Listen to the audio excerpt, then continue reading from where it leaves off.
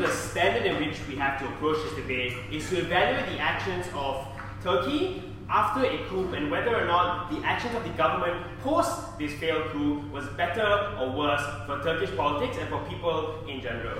Opening government believed that this coup attempted by the military started because Erdogan was considered too authoritarian and Islamic as a power structure was one that should have succeeded. We believe that the army, acting as the bastion of secularism within Turkey, oftentimes acting as a strong check and balance of narrative against the unsecular state, which often speaks up against these things, should have succeeded this coup. What is opening government support on the outside of the house? Firstly, we obviously prefer that the coup to have succeeded. We prefer Erdogan to be exiled from the country. We just do not want him in power or within the vicinity of that power. Secondly, we believe that after he succeeded, obviously the military would take control of government for a short period of time, so until the point at which they could put someone more secular in power or more in line with the vision of secularism that the army themselves were going for. Two arguments in my speech. Firstly, why internal Turkish politics were far worse off post this failed coup, and secondly, I tell you why the foreign policy actions of Turkey worsened and the regional instability that resulted as a result of Erdogan becoming worse off post this coup means that we should have the military winning that action. The first argument then, why internal Turkish politics were worse. So the aftermath of the coup, where Erdogan was in power, not only consolidated him in power more, but provoked a reaction from it. He needed to purge more secular, left-leaning, liberal individuals from his party, because not only were they seen as a threat, but they were seen as a threat against him. But it didn't go as far as just politics and politicians being removed. It also went as far as removing lecturers from universities because they were seen as promoting liberal thought. Because of their actions, the military could gang up and go against the government and they had support from people from it. All of this were bad for two reasons. Firstly, it means that the quality of free speech had a seat. In Turkey, they became far worse off. Because it's important, because we think Turkey needs to be able to have discourse as best as it can. We think that it became far worse off in post-coup world because Erdogan became more afraid to consolidate his power. He acted far worse off. We think things like holding dissidents in prison became far worse off in a post-coup world. But secondly, we think Erdogan, it became bad because the government, as a result of Erdogan, became more fundamentalist. The problem with this is that for a very long time, Turkey is often held as the bastion and the model of the way an Islamic country can integrate with the rest of the world. So the point at which Turkey is considered as a more moderate Islamic country is a world that other Middle Eastern countries are told to look up to. A world where they become more fundamentalist, we erode that message. It justified other countries regressing in their treatment of the way the Islamic government runs because Turkey also regressed and they use that as a champion. However, we think that a world in which all of this happens means that Turkey and the view of Turkey have a seat. In the West, regresses. That means the West views Turkey as a more regressive state. They don't trust Turkey in similar fashion anymore because they're not these moderate or acceptable Islamic country that they used to be. And we think because of that reason and because it's regrettable, we think that the internal politics became far more fundamentalist, far worse, and we think that the expulsion of any form of discourse and dissidence within a government and within the state in general because a far worse of reason. We prefer a world where the coup won and we allow that liberal thought, we allow better discourse on the ground there. So I move on to my second argument here. You do know that an overwhelming majority of the military leaders that led the coup literally came from Erdogan's conservative faction within the army. It's deeply unclear why any of that changes on your side.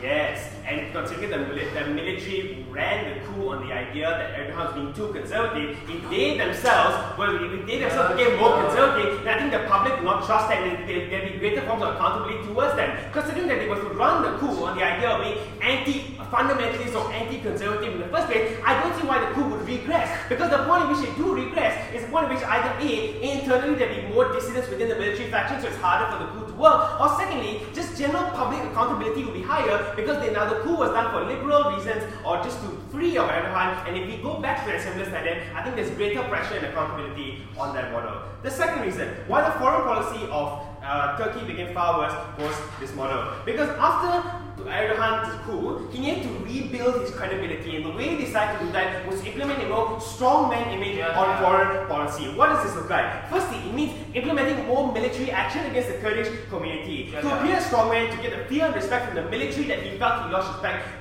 he increased attacks against the community. Why is it bad? Firstly, I think it just perpetuates further discrimination against this community already, considering if the government invalidates the idea of this community existing and further propagates attacks against them, I think it makes discrimination a harder thing to combat within Turkey. But secondly, I think this just promotes retaliation against Turkey, because the Kurdistan Workers' Party recently increased the number of terrorist attacks in Turkey because of the fact that there was an increase of attacks towards Kurds by the Turkish government. And Erdogan, instead of trying to resolve the situation, simply upped the amount of military presence towards the Kurdish community in order to maintain the strongman image. All of this leads to an escalation of violence and suffering that people in Turkey and the Kurdish community feel. We think that the loss of life and conventional dialogue is far worse off in a world where both sides are antagonistic, particularly when Erdogan's antagonism is the reason why the Kurdish Workers' Parties will be more antagonistic in the first place. But the second way in which foreign policy of Turkey becomes worse under the world opposition is in regards to the way that Turkey is involved in Syria right now. Because recently, with the alignment of we believe that the alignment of Turkish intelligence has moved from NATO, which was the moderate ground that they previously were, towards more Russian alliances. So we think that, for example, we can see that the ceasefire that recently happened alongside Assad and Russia, Turkey were involved in. We think that because of this, they became a lot more regressive in the eyes of the United States. We think that the involvement in Syria, which primarily would happen because of the anti-Kurd mentality in Turkey, to appear strong, Turkey oftentimes to align with Russia now, because he needs to curry favor with Putin, because he knows he can by currying favor with Putin, he appears more of a strongman when he aligns with the biggest force or the perceived biggest force within Turkey. However, we think the problem with that is that a lot of anti-Assad rebels in Syria are funded by the United States, which means Turkey, by aligning themselves with the United States, creates more antagonism and tension within the United States and Turkish tension, and we'd rather them work together. I think the result of this is that it creates more tension between the United States and Turkey. What does it look like? We think it means having Trump putting greater tariffs on Turkey as a result of this, harming the economy of both nations. I think it means less general more antagonism and less inability to work with Turkey to resolve the situation when the United States has to work against Russia and now against Turkey because their ally is not the same anymore. We believe that the army as a bastion of secularism has a duty to uphold the coup. We think the coup should have succeeded because a world post-coup is a world where things became far worse.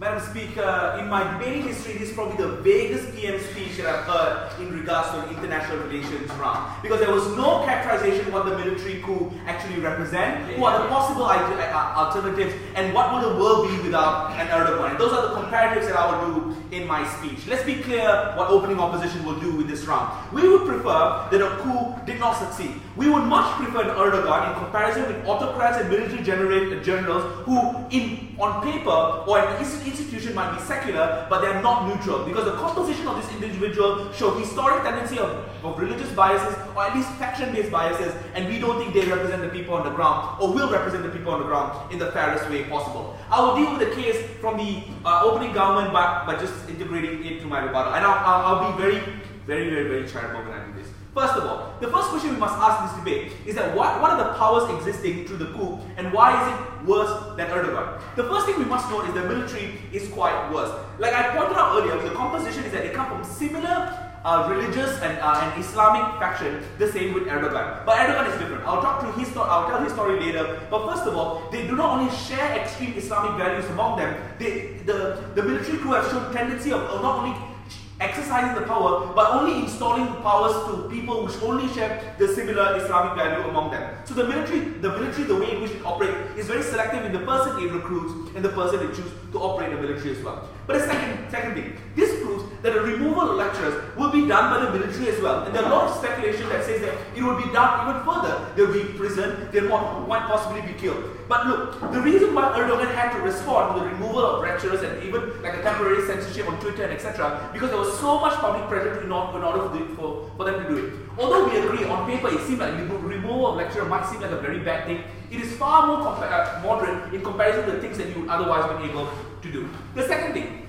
is that they claim that Erdogan will be fundamentalist and is branded as fundamentalist. Like, I don't know what the fuck this is, Madam Speaker. I don't know what fundamentalist is because I don't know what the comparison is being made. Because in comparison with the military, we realize that people who use or don't only share the same fundamentalist power, who are able to use physical confrontation to exercise the fundamental belief, is far worse than a person who responds in policies and the way in which he interacts with the shaping of government. So we are unsure as to what is the worst here. And I'll explain to you why even if they brand Erdogan as fundamentalist, he's far less fundamentalist than what you would like to do. But the second thing at this point we need to understand is what is the incentive structure of the military operation and why is it bad? The first is that the military often relies on the hierarchy of force. That often when faced with a particular problem, it uses physical confrontation or added physical confrontation to minimize the situation on the ground. It is unable to peace people or lead negotiation or even solve particular problem. Which is particularly problematic in comparison to Erdogan. Like, say what you want about Erdogan. Erdogan won because due to his cult of personality. Secondly, Erdogan is known to be a populist and a person who panders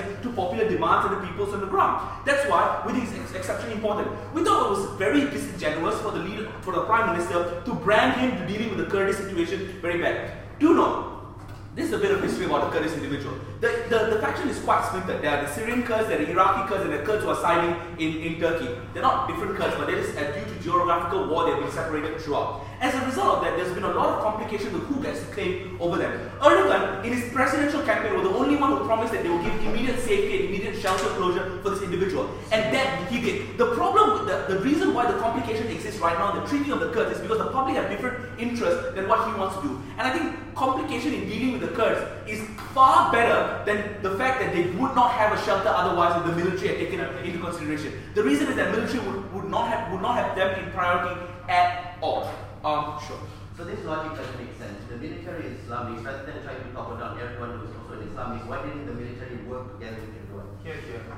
So I don't know. Like, I think it just like, you can't ask me this mythical, mysterious question for me to answer. It's not a logical question. I can't answer that, right? So I think it's quite separate that the military and the Erdogan have different ideals, right? So they might share different values. And the reason is that Erdogan initially came from an Islamist party, but right now his current construction of the party is far much more moderate than it ever was. That's the reason why the military and there's clear or somewhat of distinction between what the military wants and what Erdogan wants. Now, the next area of this debate. The first thing that we'd like to talk about is that despite his authoritarian tendency, he is a reformist, and because he's a populist individual, he is less about ideological consistency with the existing political party, i.e. the previous Islamic party that he was. Hence why he jumped ship, and his presidential campaign was far much more moderate than the initial, like when he was a small boy, was first entered politics, he was able to join this really crazy Islamic party. Which goes on to prove that he cares less about ideological consistency and can pander into what the people want on the ground. Which means a few important benefits that he brought about that the military can never bring about. One, economic reform. We think that his focus on industrialization was able to revive the rural economy and rural parts of Turkey, which often were disenfranchised by the existing or previous political party. But secondly, this allows emphasis on a lot of FDI, because a lot of clashes on the ground meant that a lot of foreign investors were pulled out from this area. As a result, him being able to engage with many of the population meant that a lot of FDI was spent uniquely on Erdogan, not on any other individuals on the ground. But secondly, he was also able to get conservative Muslim along the lines, because a lot of times he was able to use the narrative that I come from you, I understand where you came from, and was able to engage in those communities in the same ways that other individuals could not do. Now, let's deal about this piece about US allyship with Turkey and how it will be harmed. I think at best, I would accept this is a harm, but I don't think this is the most important harm in this debate. This is me being very charitable here. Because I don't think that the allyship with a particular nation on an international relationship issue or foreign policy issue is more important than all the other harms that I told you that would otherwise happen in the military. Now let's talk about the last idea very quickly. What does it do to long-term future of of Turkey and why it signals bad things. Firstly, it legitimizes the use of coup as a means to acquiring power. Remember that this coup happened 45 years ago, and if this coup has succeeded, it will be used by military general in the future. Military general will do it again because at the one point or the pinnacle of escalation of any type of confrontation, they often would like to shut down to exercise power. Because power is only used for two scenarios. Power is either used to defend yourself, or even if you don't have power, you use the military power to acquire power. Within this constant battle and the fact that this is a golden opportunity that can exist means that the military will not unite with the people on the ground and will add on to any existing conflict that goes on in the status quo. Within the people are more likely going to be suffer as a result of military interfering or meddling with the situation on the ground rather than pacifying the people. We beg you to oppose.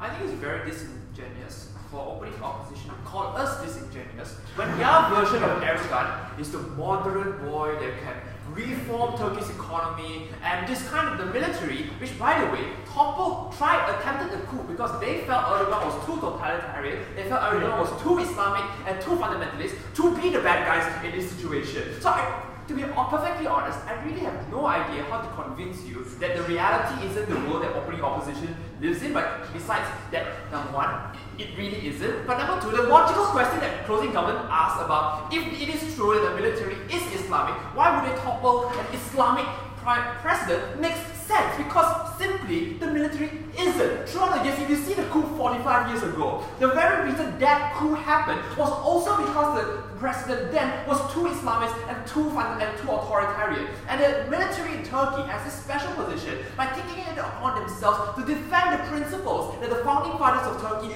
formed itself on, which is although having Islam as the official religion, but their main mode of government is to be circular, is to be the bastion of, is to be the bridge between the Islamic community and the Western community by, continuing the spirit of the I forgot the term. But the point is, the reason why they reformed themselves ever since they lost lost in World War I was because they want to separate themselves from the Islamic identity by forming a new secular republic.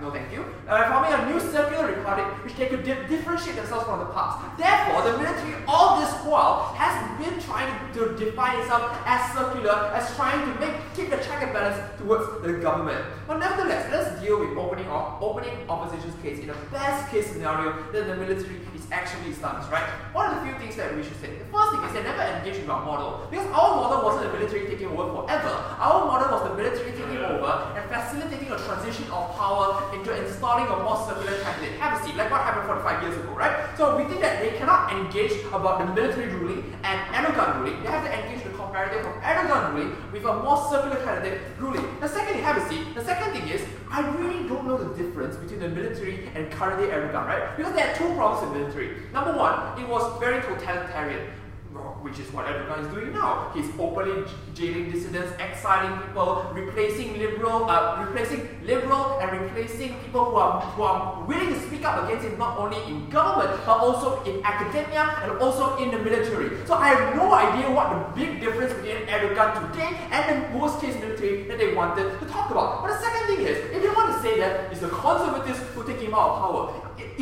it is a problem when the conservative faction thinks that you are too conservative and tries to take you out of power, right? I think that shows the extent of conservatism that Erdogan has subscribed to and the extent of harm that they wanted to bring to. And the second thing is, the second thing they wanted to say is that the military is too Islamic and I only apply individuals that have the same power. No, the military was more diverse because they prioritized the ability to fight and strategy over everything else. What happened after Erdogan won after Erdogan didn't, after the coup failed, was the purge of more liberal individuals and the replacement of them with more Islamic individuals in the military. So the military, which is Islamic now, didn't happen because the military generals appointed their friends. It was because Erdogan kicked out all the people that they feel that wasn't Islamic enough and replaced them with more Islamic generals. So if it is true that Islamic military is a problem and authoritarianism is a problem, then I have no idea what the difference between Erdogan today, which is authoritarian and Islamic, and the worst case scenario of a military. Before we move on to my arguments closing. Erdogan has spent the last 20 years since winning in 2001 staffing the military with more and more cronyism. Can you prove the link why the same principles that held in 1919 still carries on to the current army and then becomes this liberal angel of godmothers? Wait, so you think cronyism is bad? Then we would rather Erdogan not be in power and have a new person come up and get rid of the cronyism? So if it is true that you say that cronyism is bad and the spirit of 1919 is lost, then you need to tell me why cronyism is preferable to a circular state and why Erdogan is going to change in your world. The issues.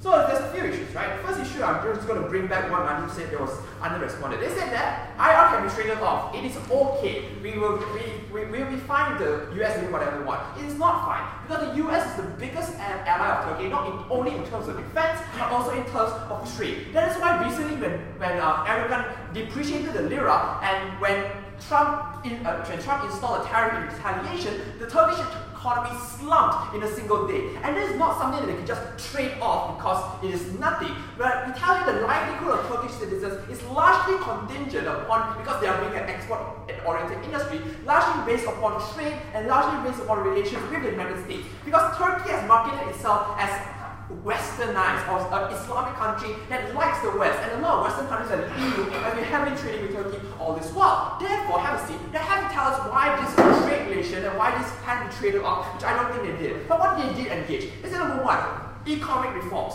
So I think economic reforms is not mutually exclusive. I think the circular candidate in our can also enact economic reforms. But what the second thing they said, which was problematic, they said they can pander the conservative Muslims. So if it is true that Erdogan can pander the conservative Muslims, then you cannot say that Erdogan is also the moderate, circular individual that will bring forward a new Turkey if he can still resonate with conservative Muslims. But the second thing here about Syria, right? So which I don't think they properly engaged with. We saw, and this is the extension of the Kurdish argument, which they said the military will enact force. I really don't know the difference between Erdogan ordering the military to enact force and the military enacting force in their worst case scenario. It's the same. The worst case scenarios are the same, right? Now, why do we think a more circular candidate is preferable? Because it's more likely they will pursue peace operations rather than Erdogan, besides whatever he said in the campaign promises, which recently launched an intervention in the Arfin, which recently tried to build a border buffer zone in northern Syria, and thirdly, openly opposed any form of formation of Kurdistan, which is the free state that he wanted to talk about. So it's simply not true that Erdogan, in his construction of strongman identity, which is something that openly opposition did not engage with, the ramification of this strongman identity is one, realigning himself with Putin, which legitimizes Bashar al-Assad's position in Syria, is something they didn't respond to also, but number two, becoming more and more authoritarian, more and more militaristic against the Kurds inside of Turkey as well. They're damaging any prospects of a peace deal with the PKK and provoking retaliation and terrorist attacks like the one we see in Besiktas, which is something that they have to tell us otherwise not important or less likely to happen under a circular candidate installed by the military.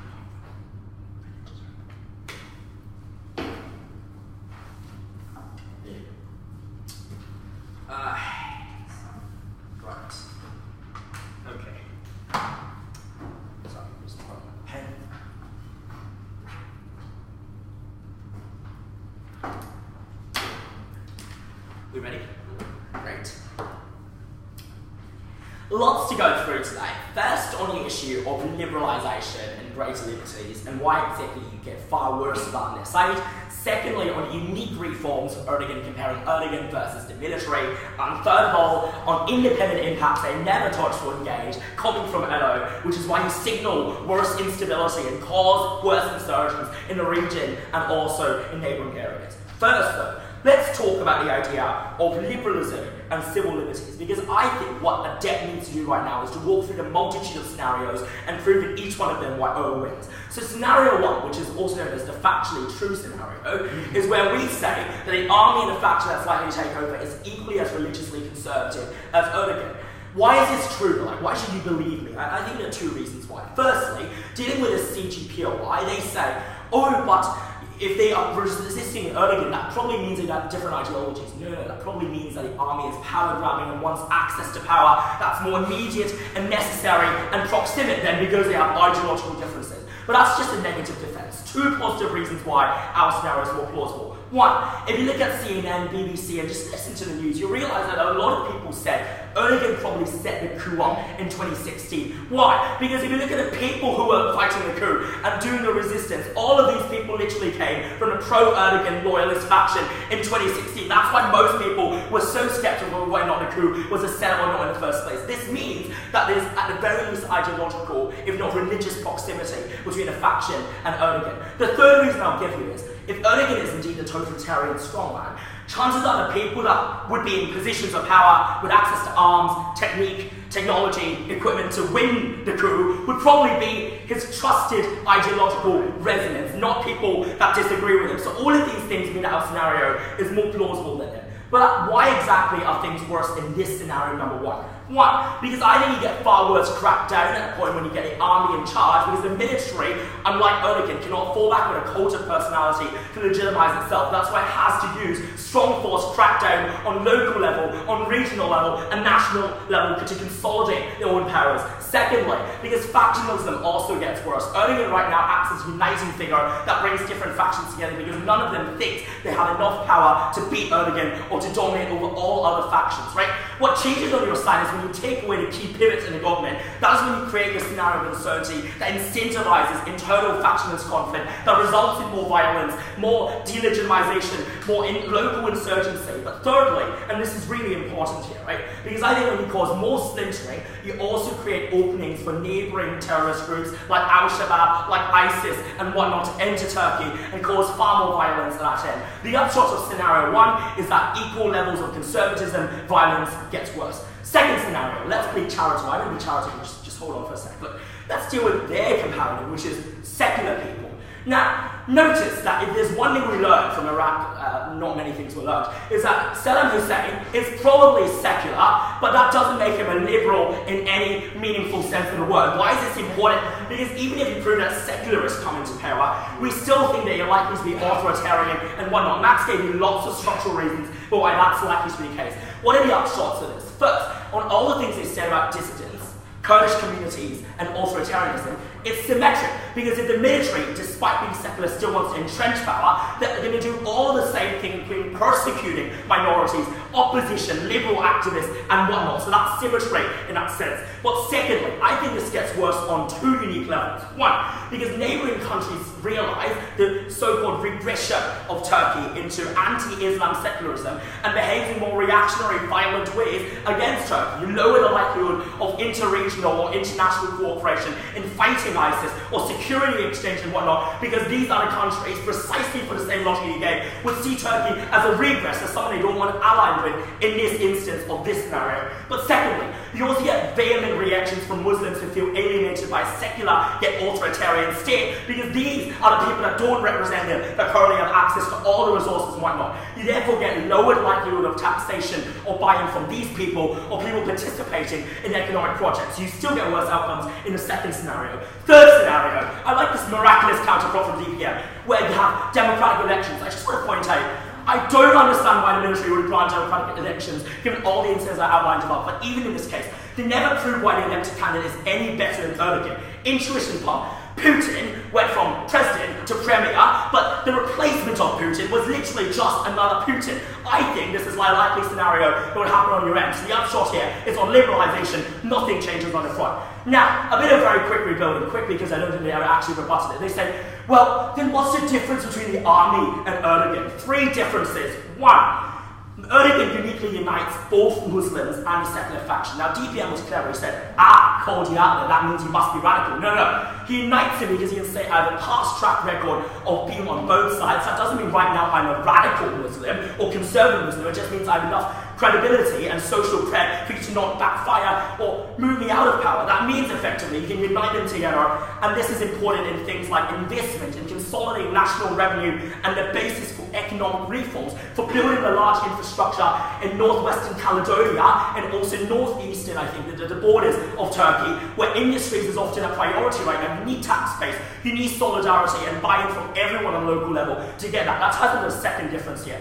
Erdogan has a legitimacy cult of personality, whereas the military doesn't. If you want to encourage people to sacrifice themselves, to care about things like working for the country or the nation, you must ensure that they see meaning in what they're doing right now. The only way to get sacrifice from a vast majority of people is they believe in what they're doing right now and contribute to an overarching icon of legitimacy. I don't think the military, in its fragmentation, provides that. But finally, for certainty, right? FDR looks for stability and certainty. You get more of that on our side when you have one single figure, as opposed to uncertainty caused by multiple military factions. Finally, on norms and why this is so important.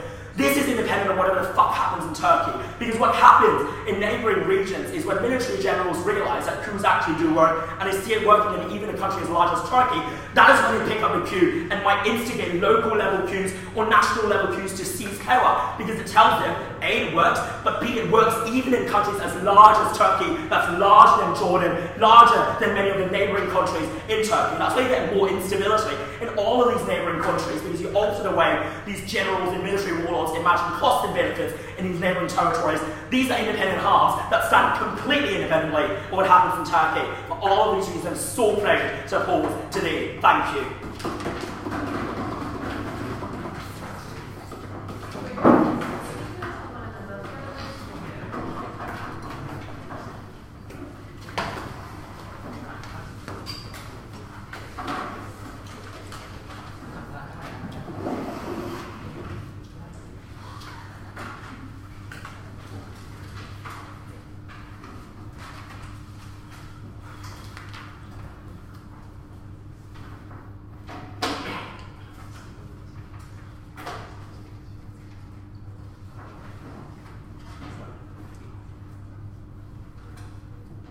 If there's one piece of characterization that is extremely important in the debate, is that Erdogan has consolidated power with the mosques and religious institutions that exist within Turkey. That means, for example, federal funding is now directly channeled to mosques and religious institutions. Syllabuses of religious educations are now in control of Erdogan, and things like, for example, the clerics and whether or not they are still able to operate are still within the discretions of Erdogan at the end of the day. We will tell you why in that role, in comparison to one of a secular military. I'll prove to you why it's more likely going to be secular, even if there was contention coming from Brian that secular doesn't necessarily mean liberal. So on a comparison, it's more likely to be liberal as compared to your Islamists. I think that comparison needs to happen. More likely means that a lot of social changes exist within status quo and democratic reforms exist in our, which is crucial for things, for example, getting your ability and getting Turkey's ass into freaking EU that is not being able to enter because of Erdogan. But before that, 3 pieces of clarification that is important. The first, you got this confession that guys, the military and Erdogan have same Islamic values, but like power grabbing and stuff like that. Okay, they give you 3 reasons why this is most probably going to be the case. I'll give you 3 more reasons why it's more likely not going to be the case. The first, power grabbing would have been done in the past anyway. Why do we have to wait since 2001 to 2016, 15 years in order for them to power grab at the end of the day? No, thank you. Number 2, look, even if let's assume that the military generals are the ones that everyone put into power, then him winning the coup and him able to stop the coup from happening is pretty bad in comparison, because he consolidated more power with the generals that are inside the military. That means that it's more likely harmful, even if it's true. Last, I think this clarification was unresponded coming from Riot. They agreed to some extent in opening opposition that post the coup, a lot of military officials and military generals were detained to silence individuals. If that is the case, why is it true that Erdogan wants to detain the same military general that he put into power in the military? It does not make sense there. Therefore, a better conclusion more likely be that the secular military and like Erdogan most probably have similar, not similar, clashing different ideals. There will more likely be a reason as to why the coup happened. No, thank you. Number two, they told you guys that there is a difference in the army in Erdogan because there has capacity to ponder with conservative Muslims to ensure some form of credibility. Okay, we will contest to you that this credibility only exists insofar as you follow their demands. That's why things, for example, clerics are being placed into the Hagia Sophia mosque under the discretion of Erdogan. That means that your pandering to a conservative for credibility only lasts if you follow that at the end of the day. Last thing, they try to tell you, but there's this unique argument that is independent of Turkey, that suddenly other neighboring countries will follow suit in types of coup. Okay, I'll tell you, if they follow coup, they bring down dictators. I think it's a pretty good thing at the end of the day. Number two, even if this argument is true, but the Arab Spring happened before, like this does not become a new precedent even if that is true. No, thank you. Look, this debate is a comparative between an Islamist versus three institutions. The first, no, thank you. A secular state versus like an Islamic, undemocratic and populist state, a populist leader. I'll tell you why in all three instances that is bad. Firstly, right, we'll tell you one. When it comes to the not separating the church and the state, a few things happen. The first of which is that he's able to garner a lot of legitimacy on his actions through the legitimacy given by the clerics. How does it look like? No, thank you. By them having the mosque and religious institutions within the powers of the state, it means that in order for the religious institutions to still maintain things like funding and credibility, they must give credibility into everyone to his actions. That's why a lot of shit is happening right now. In the past, during secularism, during the rise of secularism, you have freaking gay imams leading Friday prayers and reading sermons in the Hagia Sophia mosque. That does not happen now, when the only way in which they are able to maintain credibility for Erdogan is to give him that legitimacy at the end of the day. Number two, women are fucked up with this Islamist state or Islamist Erdogan because the consolidation of power necessarily means that a lot of women are unable to do things. For example, local NGOs try to improve the lives of women when it's only purely conservative, like when it's Islamist and you have to pander to conservative voices at the end of the day. Number two, let's look at why he's undemocratic, why that's bad. So like opening government just talks about him silencing dissenters. There's more things that Erdogan did. The first of which is that he reformed constitutions and allowed him to extend term limits whenever he wants. That is to say that when his term is ending, he can extend that and extend more power onto himself. Therefore, it means undemocratic structures are created in there where accountability ceased to exist. Number two, when the coup failed, he then attracted more control of the military, the very thing that is able to create some form of secularism, some form of accountability that does not exist in their world. Last, on a micro level as well, when churches and when mosques are like giving credibility onto Erdogan, even on that level alone, it means that less accountability exists in that side of the house here. In Libya, the military general Gaddafi ended up being a dictator. In Egypt, the military general ended up assuming power as well. In the process, they caused massive instability and they're not intermediaries, they assume power. Why is this a good alternative?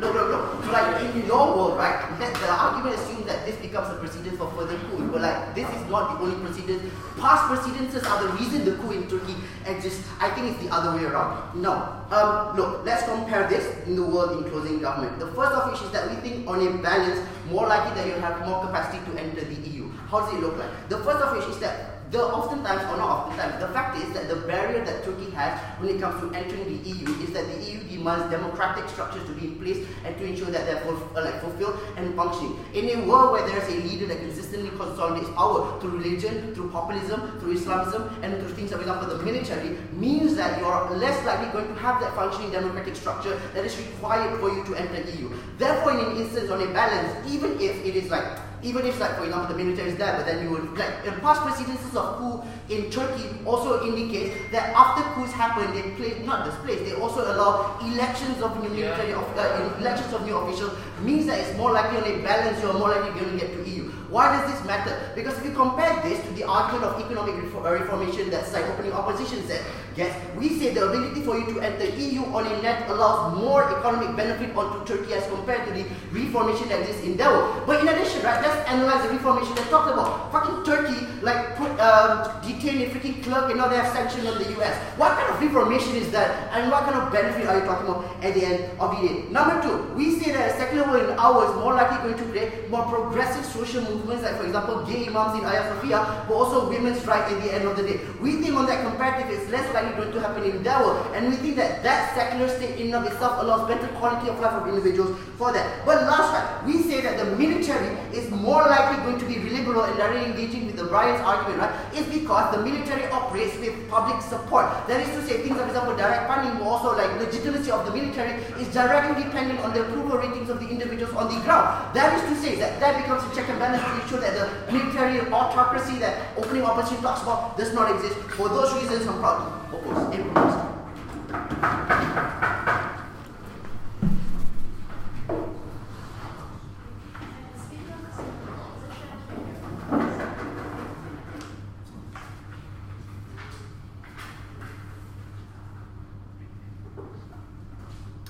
These guys say that soldiers can and might do worse things, right, because they're from the same brutal faction and they got guns. These teams says that the assertions we made about the political leanings, about whether or not they have gay imams, that can never be asserted and that openly dispute will make the coup makers better liberal agendas for these people.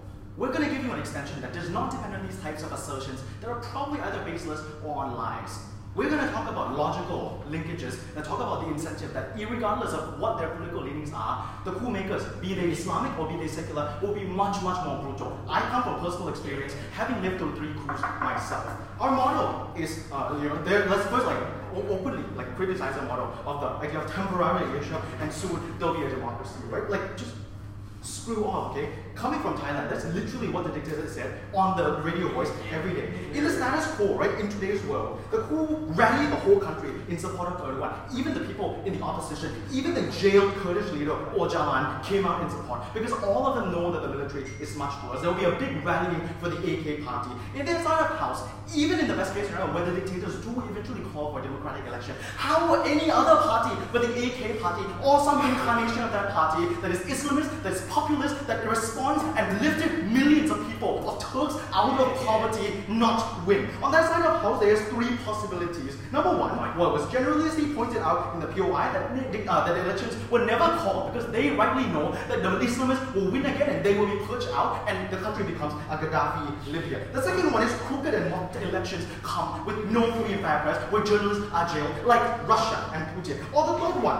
you get your best case scenario, and yeah, election is called, it's free and fair, but you know what? The same party comes in, just like in Thailand. The same populist parties come in, and the same military superstructure and deep state that still launches the coup. And you create this disgusting cycle where, in 21 years of life, I've seen more than 3,000 people die in 3 disgusting coups because the same power structure is there, because you can still go on and on. We have this one chance in the real world to break that cycle by crippling the military. From now on, Turkey will face no more cycle in a cycle that lasted from 1990. Enough death, and your side of the house never claims solvency because the same problem will go back because your model was unfeasible and your own deeper problems are still there. We go on to, well, you know what? If Erdogan, as we have proven to you, becomes more militaristic and launches attacks not only into Kurdistan but also into Syria, why would your deaths become less global? Yeah, they say, Erdogan will become more militaristic because why not? I'm going to talk to you why and why. The same analysis they provided means the coup makers will be even more likely to be bloodthirsty villains. Why are the coup makers worse at authoritarianism? 4 levels. The first one is that Erdogan, let's look back at the history, and I promise to not map it up this time. Very sorry. But Erdogan used to be quite fucking awesome lah. 4 elections ago that he won again and again free and fair, right? He freed political prisoners after 1996 coup, which included himself. He himself was once a resistance fighter. The second one is he declared a ceasefire that lasted 20 years with the Kurds and legalized their political wing and freed for a time their leader Öcalan. He also created massive economic and social liberal reforms that they talk about, the whole gay imam thing, right? Because he has to appeal to a broad base of population in opposition to the leader. Unlike previous people who appeal from their authority from the military, he has to appeal to the masses. But why then we ask ourselves, how did in 2016 have this overcoming and disgusting makeover into an authoritarian sultan, a caliph of darkness, one might say? Because the coup made him extremely vulnerable, right? It's not about him being evil. It's not about him being Islamist. It's not about anyone having any political ideology, but about the fact that he saw people killed in his own lifetime. That coup makers come in and rolled in again and again and lopped off heads of every democratically elected person because they are the chief threat. And he feared for his life of himself, his own movement, and his own family. That's why he has to boost up his own popularity and show up his own support through many things, through purges of the state that you talk about, restarting national conflicts with both Armenia and also the Kurds, creating a boogeyman in the West and pivoting towards Russia and appealing to religious fundamentalism and backtracking on his own gay imam, Rainbow Hagia Sophia fantasy that they talk about. But why did they assume that on the third level, the coup makers will be even better?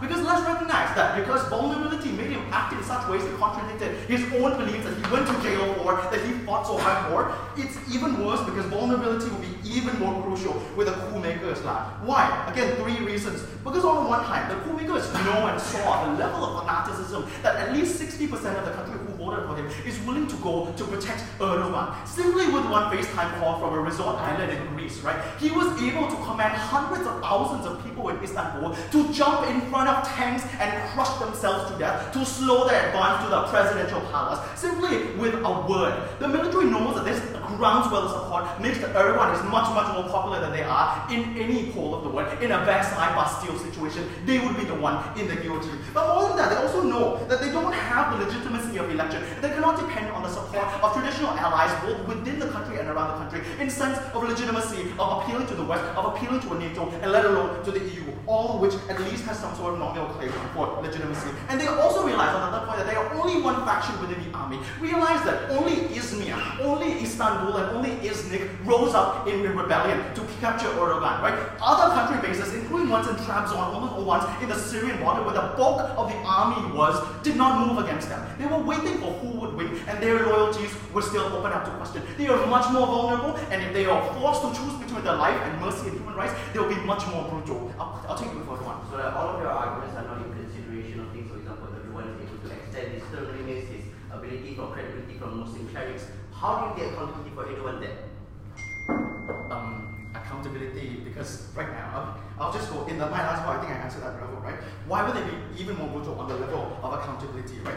You think that Erdogan is not accountable, but he had to wait 1 year to carry out the vast majority of his coup. He waited 1 year before sacking most of his university professors, and this year only, did he call for a referendum, and did call for a referendum, where he only won by 2% and allowed the opposition to rally and vote to pass these reforms that allowed him to seize presidential powers. It was not some tank rolling in and taking power. He had to work within the frame of the constitution because he knew he did not have the majority power, and he knew there are still some checks, and he has so much to lose because still, I say, there are factions in the military that wants to still see who will win out in the end. That is the limit that he's suffering in the Kyrgyzstan school. But that's why he's willing to act in that gentle manner, because he knows he has all these benefits that I talked about, that he will not be rolling over tomorrow if for some reason public opinion shifts. The general that we talk about, these 3 army bases of very small people, will not have, number one, the limit of the law to inhibit them, will have much greater taste and need to lock the head much more quickly. We demonstrated today that guff arguments depend on assertions of ideology that can never be substantiated beyond lies and sounding like they're from BBC,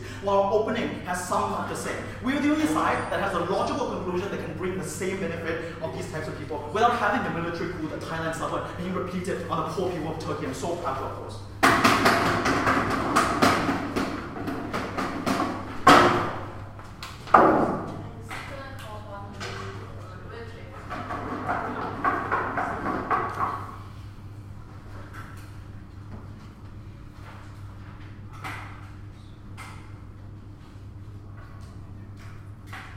To be really clear, in this debate, the coup happened in both worlds.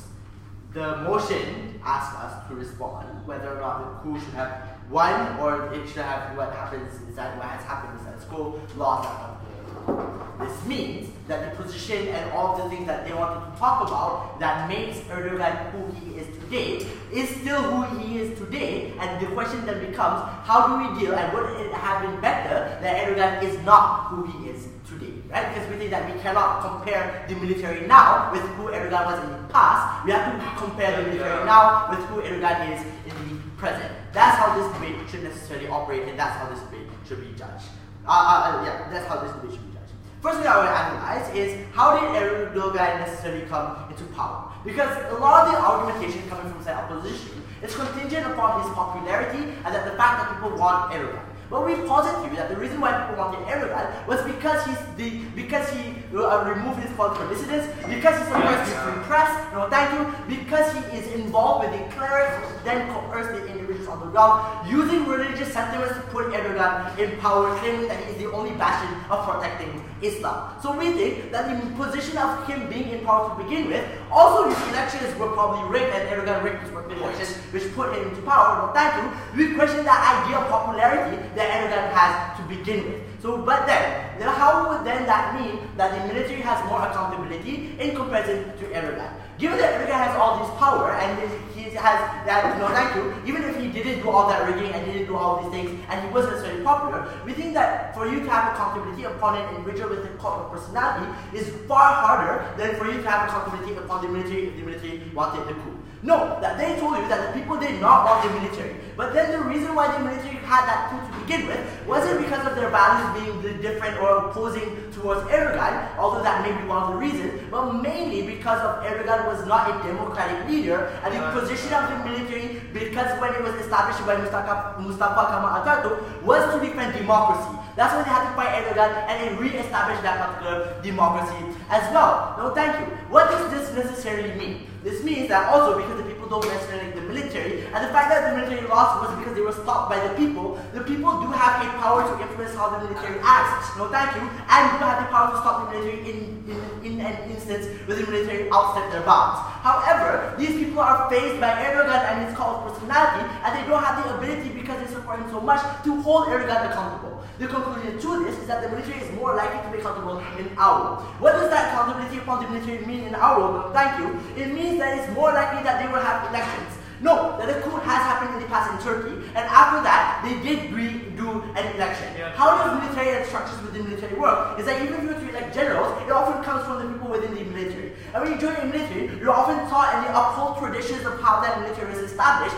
That's why it's most likely they're going to maintain their principle and be principle consistent on when they were established and as how they are now. You have to be in line with those principles in order for you to rise the ranks and reach to the top. Well, thank you. That is why the generals is more likely going to have that election and re-establish that particular democracy, especially if they want to defend themselves being in a position of power for that period of time. They have to tell the people that we did this coup to begin with, remove the leader, thank you, that you loved so much, in order for us to give you back the democracy that you deserve. That means that they are accountable to the people, and they have to give that democracy to them. In their world, however, they are left with an Erdogan who is trying to consolidate power, and who is in the positions of which he is able to consolidate that power with, and creating that form of dictatorship, which then necessarily they don't have a democracy at the end of the day. No, thank you. So in terms of democracy, we get a better democracy in our. This also deals with the call of personality that opening opposition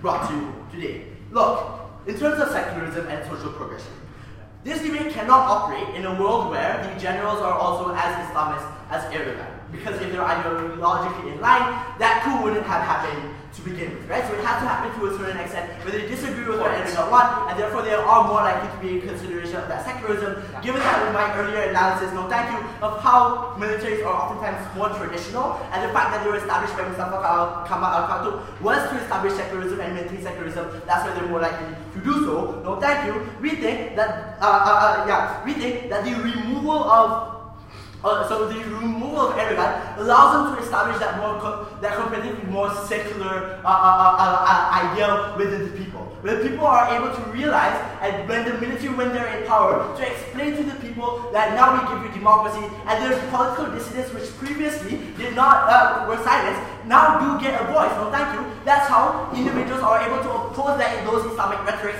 and establish that social progression at the end of the day. Because what happens in their world, when anyone wants to have social progression, they're locked down and they're shut up, and they're unable to do so. That's why on a comparative that we have more social progression in our world. Then engaging, but before that, Turkish society has been locked for 70 years in a cycle of coup and elections. You do nothing to break that cycle. How is your harm and the harm of hundreds in a coup not going to repeat itself ad infinitum? Alright, cool. To engage with that, why it won't necessarily lock itself in that cycle, I had it, okay. The reason why it won't necessarily lock itself in a cycle, one, because I've told you how the military is responsible in order for you to establish that democracy, but we also think that even if the person who is placed in power is an Islamist leader and is pushing for Islamist values, we think that insofar as you still have comparative of democracy in our world, that's how it's going to be comparatively better. So even in our worst case scenario, where the person from the same party is elected, we know that that's when that person is elected, not because he rigged the elections, not because he silenced his political dissidents, but because he was elected out of a fair democracy which has been established by the military. That's the unique benefit coming from closing government, that we are able to establish that particular democracy. So we've also already told you how we get social progression in our, when we allow this political dissidents, and that's when even if an individual who is put into power, from the same party is still going to get that progression anyway. Last, even if the military does stay in power and does not have that particular election, we think that on a comparative, they are more responsible and responsive to the sentiments on the ground, because whatever actions that they need to do, in terms of recruitment of individuals into that military as well, they have to have people's support to get people to join their military. So if they wanted to consolidate more power, they have to be attractive to the people on the ground so that they can gain more people to join that military, thus making that military stronger. In all those things, we think that that's why, even in democracy where you don't have elections and you have an authoritarian government in the military, as an authoritarian government, it's comparatively more democratic than what Erdogan provides to us today at the end of the day. Extremely proud.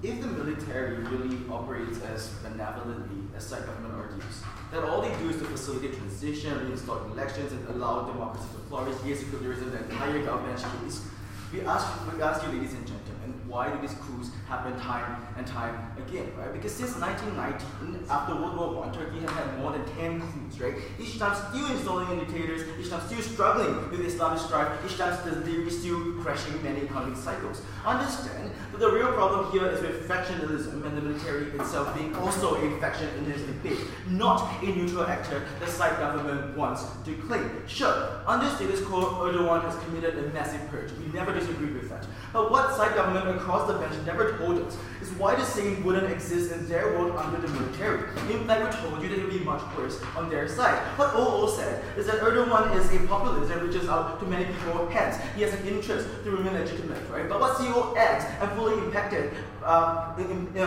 is by pointing out that given so, the massive amounts of pro-Erdogan supporters will mean that the dissident population is presumably much larger on their side. And this is evidenced by how severe the mob violence was during the coup itself, that people were actively mobilizing against the military under Erdogan's name, right? Therefore, what the stability really looks like on their side is the military performing the same kind of purge, except that in their world this isn't going to be just about the liberals, but literally the volatile Islamist factions and the majority of the populations under the martial law as well, right? Because unlike Erdogan, who has more political means to deal with all these problems, the military literally operates by unleashing force against resistance, right? It's literally the only mechanism they have to deal with the problems they push upon them that they never really wanted to respond to, right? Therefore, we are unsure what the world exactly looks like, what this transition looks like on their side, right? Because all the liberalism they argue are literally asserting that past, but most of them weren't even proven to begin with. Therefore, when closing opposition say that we are more likely to break this cycle of coup that always wants to hijack democracy in Turkey, we really meant it, because we thought Erdogan is the best position now to limit the power of military to commit this kind of grab again. No thank you. I'm going to answer 3 questions. 1. On what was the coup really about and the problems it represents? Secondly, on why these problems not only persist in their world but get much more exacerbated, as I've already hinted earlier on. And last, I'm going to talk about the impacts of those harms on their wider geopolitical context and what this means for their relationship with America, the Islamic world, and Russia, right? Now, on the first question, but before I move on, closing. So if your case is that the military will not reinstall democracy and there's 15 coups in the past, how the fuck is everyone elected in 2001? Erdogan was elected, surprise, surprise, by democracy and popular vote.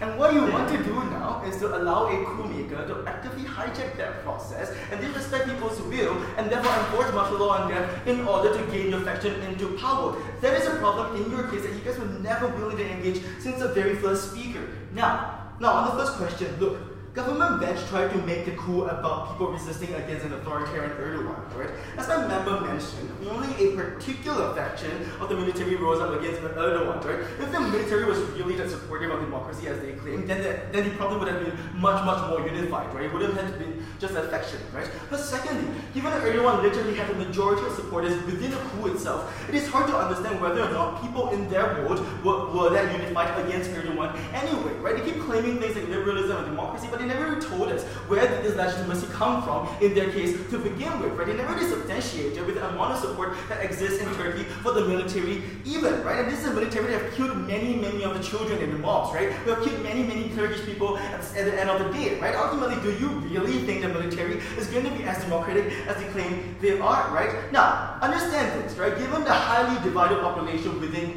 Turkey itself, Erdogan have to actively pander across the divisions to retain his power, right? This is much more than the religious sentiment CG wants to assert in this debate, right? So then, why did Erdogan change after his coup? Why did he become this authoritarian, right? It is because after the coup, the society is extremely volatile and he needed to regain control again, right? That is to say, we understand that purges are bad, right? But the alternative to purges in their world is much more purges, right? We rather that given an already authoritarian system that exists, a more benign form as compared to a more malicious form on their side is still preferable, even if we really have to bite the bullet all the way to the end, right? And then they say the military would do the same, right? And then they say the military would do something that Erdogan did before, right? But we say again, really, we think the fact that the military doesn't have the same political incentives as Erdogan means that they are much more likely to be trigger happy with the purge, right? That is, there's less barriers involved, right, with the military actually shooting people down in their vote. Now, this is why Erdogan supporters are likely to resist in their vote. First of all, they will still remain indignant with the outcome given the amount of history that has gone forth. But secondly, they are likely to adopt a much more forceful alternative rather than Erdogan's party, right? They're more likely to adopt more radical parties in their political alignments in order to empower themselves against this very powerful military. Because note, right, many of these people had to die within this coup, right? Many people had their children die within this coup, right? It is more likely that the political incentives for them are to fight against this military who wants to hijack the democracy, right? Additionally, we recognize that many Islamist factions happen, right? Many divisions happen, right? It is very easy for these people to retreat back into their divisions and therefore foment those kind of radicalism that they want to fight again, right? But exclusively from CO, we also told you that Turkish people are fed up with the cycle of coups and they now have more strategies against allowing the military to perform those kind of things again, right? The impact will be threefold. One, we told you that the purge will be much more worse on their side because the military has less means to deal with the problems. But secondly, we tell you that extremism is more likely to ferment in their world and the Islamism that they want to argue against is more likely going to be worse, right? That is to say, we think the conflict from outside of Turkey is more likely to trickle in.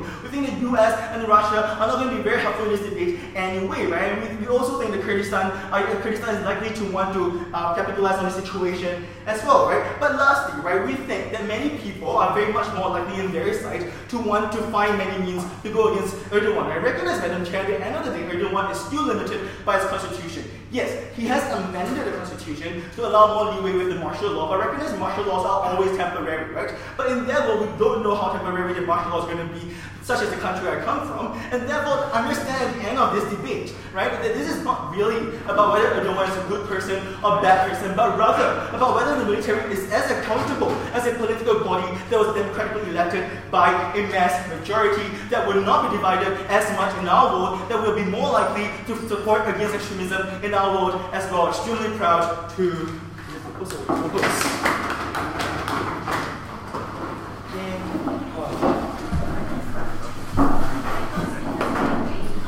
Thank you. Thank you again.